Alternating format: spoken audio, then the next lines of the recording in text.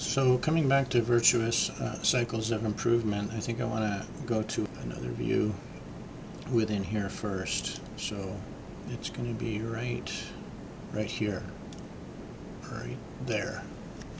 So there's a lot going on here. What we're talking about in the center circle right here's a microdata, mesodata, and macrodata.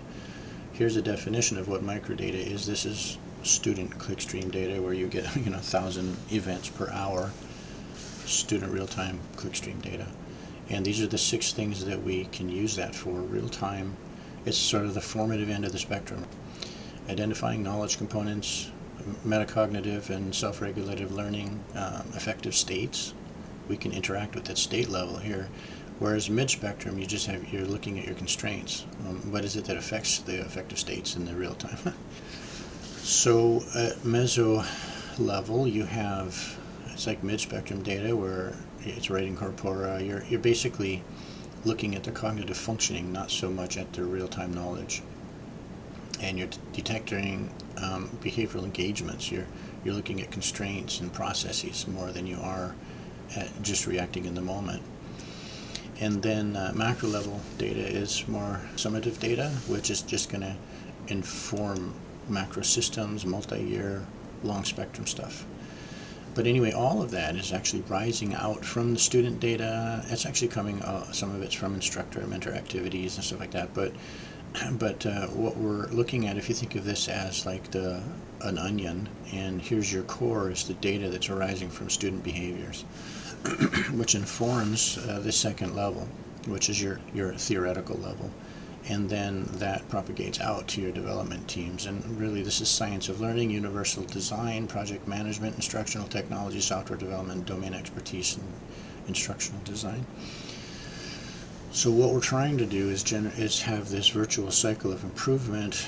And when it comes to learning science, I put a couple of simple examples of learning science down here. Here's the Pasteur quadrant and the Edison quadrant and the Bohr quadrant, where you have theoretical and you have practical, and sort of a Punnett square.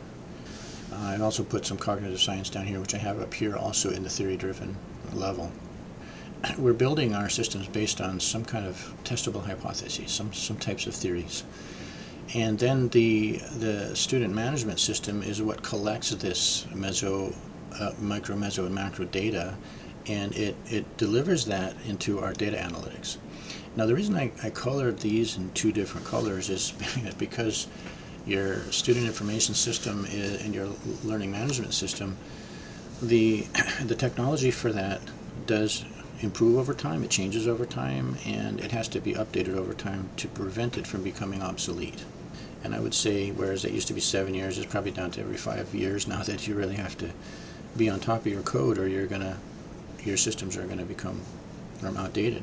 Maybe every 5 years. So you have to have the team constantly working on that.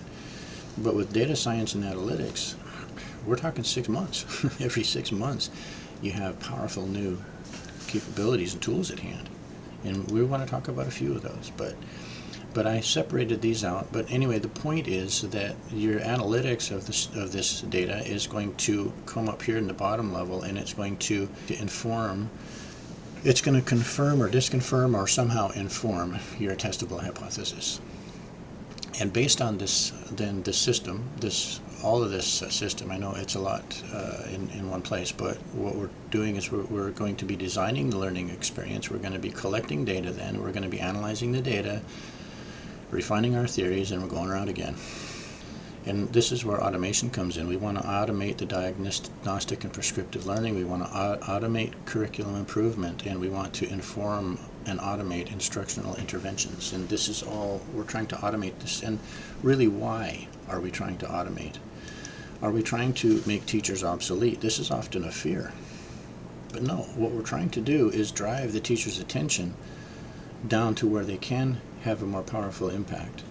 Because up here, if you have 30 students in a class and you have that class for 1 hour a day, humans are not calibrated to be able to consume large reams of tabular data to gestalt on that for an individual student when you have 30 students for an hour a day. That gives you 2 minutes a day of individual time with each student, and the students need individual attention.